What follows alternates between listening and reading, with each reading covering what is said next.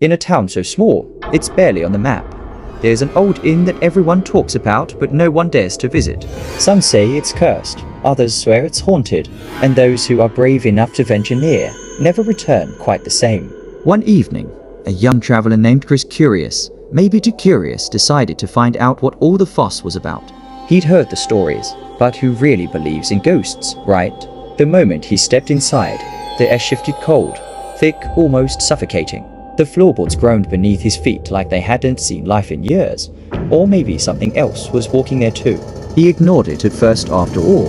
This was just an old building, a few creaks and groans, nothing to be afraid of. But something wasn't right. He could feel it. The walls seemed to be watching him, the paintings, their eyes following. That's when he saw her, in the corner, a woman, draped in a tattered white gown, her face hidden behind long, dark hair. She didn't move. Didn't speak, just stood there, watching. Chris called out, his voice trembling, but there was no answer. He took a cautious step forward. Who are you? The woman slowly lifted her head, her eyes pitch black, hollow with sorrow. Her lips twitched into a faint, sad smile. I was waiting for someone, for him, but he never came.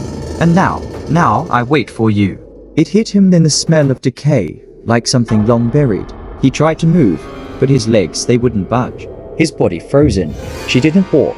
No, she floated, slowly, steadily, relentlessly. Her cold, clammy hand reached out, brushing his cheek like ice. No, please. And then it happened.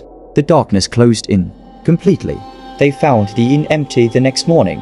Nothing, not a trace of Chris. Just silence. But if you listen closely, late at night, you can still hear her. The woman in the white gown, still waiting, still watching. And if you're brave enough, maybe you'll hear her call your name next.